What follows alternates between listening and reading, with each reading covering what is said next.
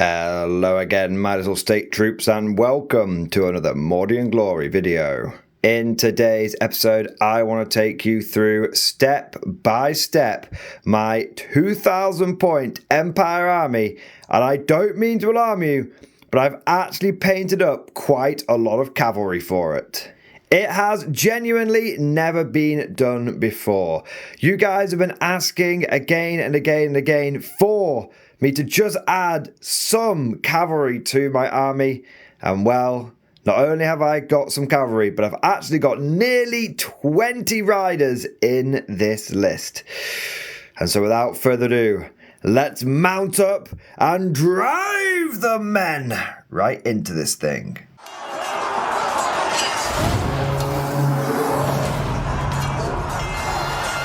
First things first, I just want to add a little bit of context to this army list. It is the first time that I've built an army using the Arcane Journal for the Empire of Man. And because it was the first time me using that book, I didn't want to start piling a whole bunch of stuff into the list that I didn't know exactly what it did. Considering this is a tournament list, we're going to be under time restrictions, I didn't want to be constantly flicking through books and stuff. So yes, I did use the Arcane Journal for this, but I actually kept it really simple. I didn't use any of the new magical equipment or any of the new, what would you call it, like armies, detachments. This is a grand army, and the only thing that I've used from the Arcane Journal is I've upgraded one unit of knights. Don't worry if you're expecting a little bit more from this list. I will be deep diving the Arcane Journal when I have a chance, and you can rest assured that I will be getting every little bit of juice out of that thing. But for now, this is just a let's season the list with a bit of Arcane Journal rather than let's build the entire thing around it. With that said, now let's get into the list proper. And even though we've got a lot of cavalry to talk about, you guys know our traditions. Traditions are very important on this channel. They separate us from the renegades, the heretics, the traitors, and of course, the worst people of all, elf players. And so we have got to start with the Infantry Corps.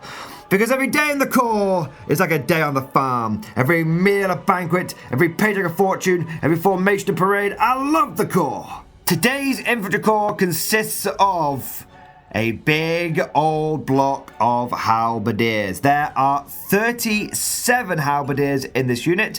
They are regular state troops, not veteran ones. They are regular state troops, and they have just been upgraded with halberds, 6 points a pop. We've not gone for shields or anything like that.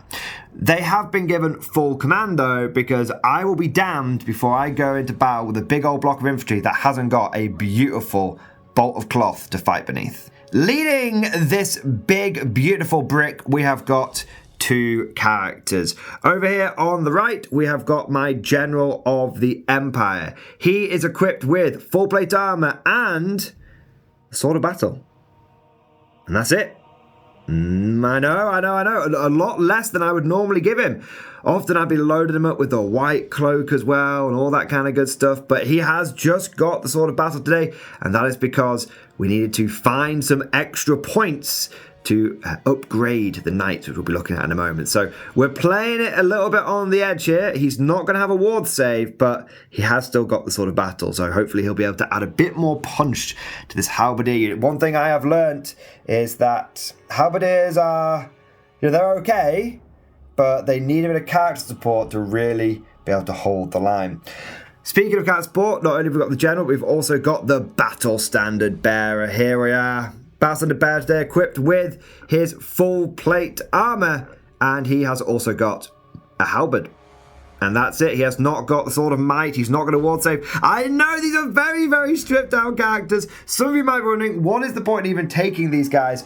Well, it's more of a tradition thing. Like, I like the BSB, I like the General, I like these two. These are two named characters in my army. We have got Severard, the Banner Bearer, and we have got Jazal, the General of the Empire, Jazal Dan Luther. So they're going to be leading their traditional block of halberdiers. But there's also an element of we need something that's a bit sticky. And so the BSB is going to obviously give me that sweet, sweet reroll when things start going a bit squiffy. And having the captain and the general in there gives me immune to panic. I mean, one would do it, but having both gives me a bit of insurance. So it's not like a super meta block in any way, shape or form, but I have found that leaving home without just one big tar pit can be a really big problem. So we've got one big tar pit of state troops. They're going to leadership 9 with that general, and they are going to be re-rolling their leadership tests or their break tests and stuff thanks to the BSB. And hopefully and also these guys are going to be able to do a little bit of punching. They're going to do a little something. So they should add a bit of extra combat res to the state troops' quite significant static combat res. But that is my traditional block of halberdiers, fully tricked out, and couldn't quite get to 40 again. These knights, they've raided the coffers. We need to scrounge every point that we can do in order to afford them. Now, I could go over to Cavalry right now, but I'm going to blue ball you a little bit more. Let's take a look at the fire support. I have got I would say mandatory. I would definitely accept the accusation of crutch. We have got 2 great cannons and a Hell Blaster volley gun supported by an engineer. If you are running an Empire army and you don't have this little quartet of units, and don't worry, we'll get to the final model in a moment. If you're running an Empire army and you haven't got 2 cannons, a Hell Blaster, and an engineer, you might as well just start your list all over again, in my opinion. You need this. You want me on that war. You want me on that hill. You need me on that hill. You have to have a couple of great cannons. You have to have the Hell Blaster because the army just lacks punch. And knights are a great way of projecting force, but against some of the tougher creatures and monsters out there, even the knights, even when upgraded, they need a little bit of help. They need the enemy to be softened up significantly. So having a couple of great cannons and a Hell Blaster, well, the great cannons are just fantastic for just yeeting a pair of cannonballs into Necrosphinx, Giant, Dragon, whatever it may be. You just keep banging away with those cannons until the thing falls over dead or until it's sufficiently weakened that something else can go in there and finish it off. And the Hell Blaster just it blasts the hell out of the enemy. I know, just what it says on the tin. Ever since I used a Hell Blaster, I have found it impossible to leave home with that one. I mean, if I wanted to lose all my friends, I would run 2 every single game, probably. But 1 Hell Blaster and a couple of cannons really is the perfect trifecta of firepower. And you need 1 engineer. I mean, honestly, if you've got the spare points, I'd probably go 2 engineers for 3 guns. I have done a few games with the 3 guns and 1 engineer, and sometimes you roll quite a few misfires. But if you're willing to live life on the edge and risk a couple of misfires here and there, then the 1 engineer is still enough, because you typically don't really use him for re-rolling misfires on like bounces and like number of shots stuff. You keep that misfire in the bank for when one of these cannons decides to get a bit uppity on the first roll. But you know what I tend to find? I tend to find that with the best word in the world, the cannons never get the benefit of the engineer. Because you nearly always fire your Hell Blaster first. And as much as you want to, you know, I noticed a second ago, you want to have the misfire, the reroll and misfire dice for the cannons. That's like a nice thing to have. But honestly, in practice, what I have found is you are keeping the misfire to make sure the Hell Blaster does as it's told. But for that first turn, when the Hell Blaster typically isn't in range, the engineer is very, very tasty to make sure these cannons get those first couple of cannonballs exactly where you need them to go. Behind the fire, we have got the second source of fire, which is level 4 mage. So this is my level 4 mage. This is Pharaoh. She's been on a gap year to Khemri, and she's totally made it all about herself, hence the Egyptian theming. And she is there. Typically, I take it with battle magic, but for this tournament, I'm going good old-fashioned elementalism. And the reason I'm going elementalism is because I have the need for earthen ramparts. I've only got the 1 block of troops. I can't rely on pure numbers to keep them around. Halberdiers die in droves unless they've got an earthen ramparts there. So that her primary job is just to cast earthen ramparts on those guys every turn. Anything she does after that is a bonus. Let's get to the bit that you've all been waiting for. The steam tank! Ah, no, so many people are going to be clicking on this video now. We've got the cast iron bitch. We have got my OG fully metal steam tank. One of my favourite models, something I've had in my collection for 20 plus years. I think probably 25 years I think I've had this bad boy. I've had it a long time. I never leave home without my steam tank. A bit like this stuff, it's a crutch. It's an absolute crutch. Because sometimes you just need a problem to go away. And sometimes you can just kill the problem. But a lot of the time, the problem just needs to be tied up in a corner. And so the steam tank is the ultimate tar pit. The steam tank is pulling a lot of duty. It's doing a lot of jobs at the moment.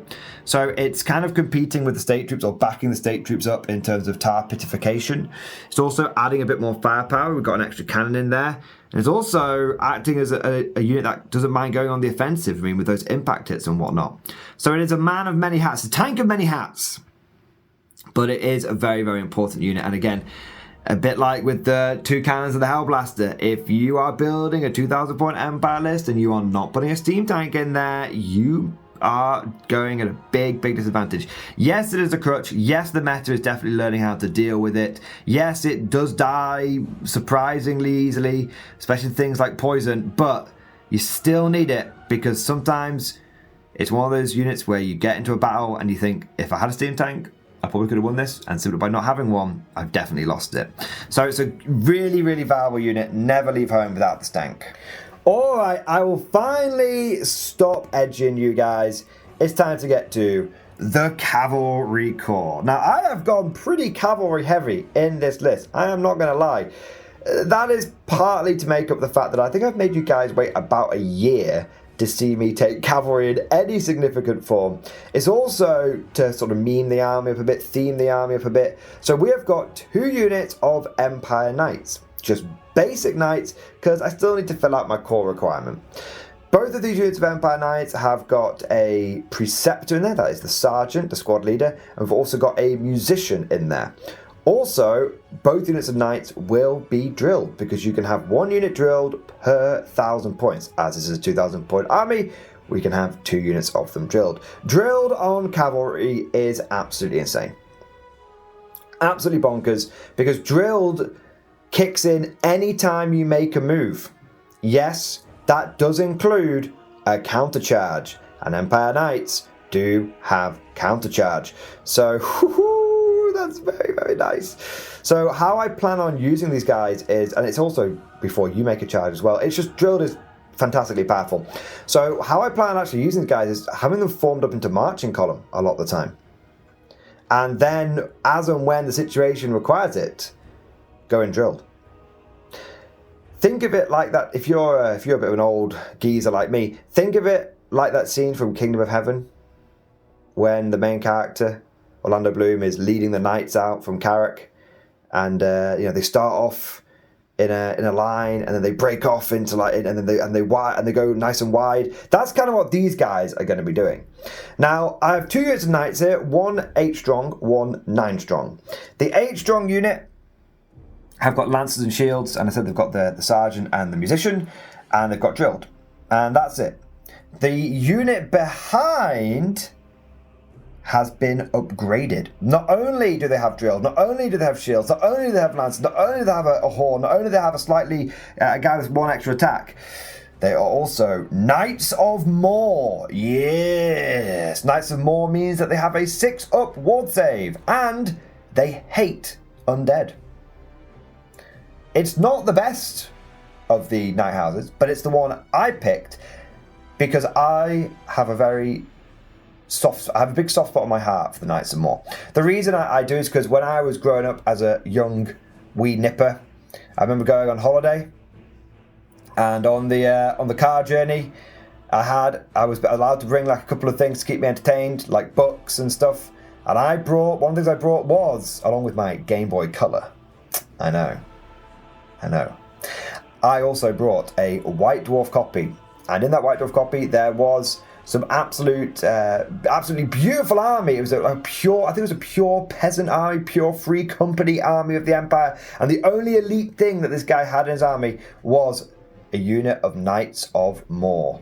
And ever since I saw the conversions that he did, and the sort of learned about the lore about the Knights of More and all that stuff, I've just thought they're so cool. I just think they're just epic. So it's a bit of a nostalgia trip, bit of a cool trip, and so that's why I picked the Knights of War. Also, on a slightly tactical note, I wanted to try out Wish.com Bretonians, because with my 3-up save and my 6-up war save, I am kind of like a Bretonian now. So there we go. Each one of these units is being led by a chapter master, and no, we haven't just fallen into 40k. These guys are just basic chapter masters. They've been given like a lance and shield, and that's about it.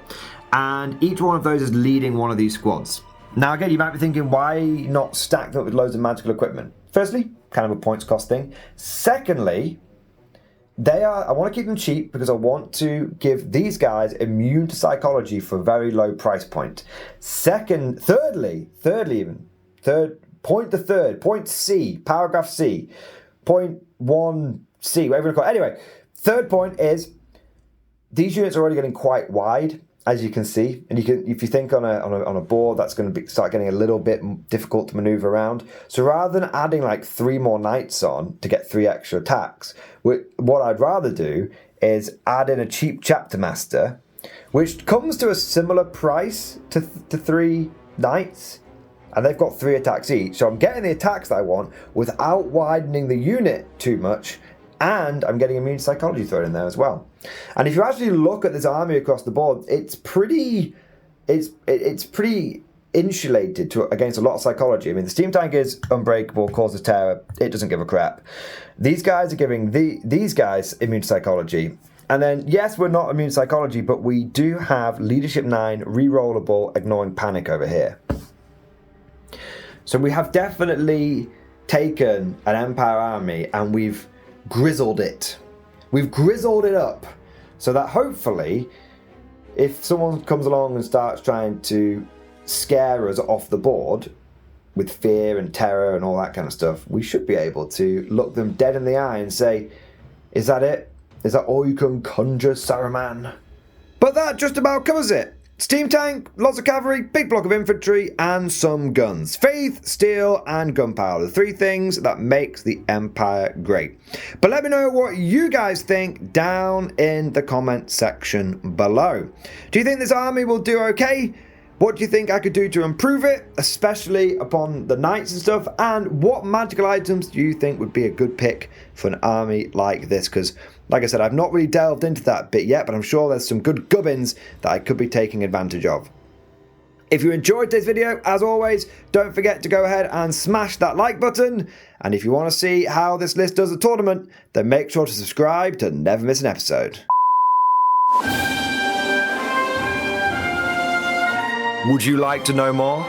If so, then please consider becoming a channel member or patron. By supporting the channel, not only will you be doing your part, but you'll also be helping me create more content for your viewing pleasure and unlocking a whole host of perks. You get everything from a badge next to your name, custom emojis, but the big one is access to the Mordian Glory Discord server, an online community with almost 2,500 active members. It's always popping off in the MG Discord. We've got channels for army lists, hobbying, tactics, stories, and even a pretty spicy meme section as well. For all you greenhorns that wanted to see the Mordian glory hole, today is your lucky day.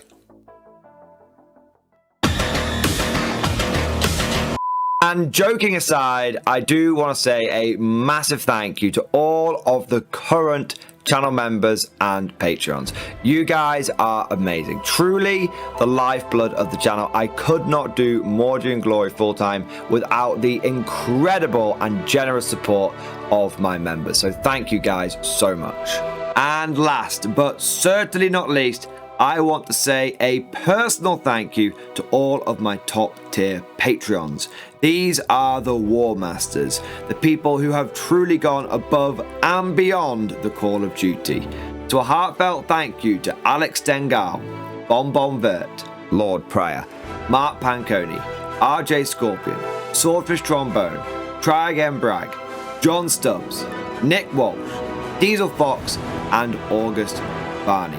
Seriously guys, thank you from the bottom of my heart. Your support is incredible and it makes a huge difference.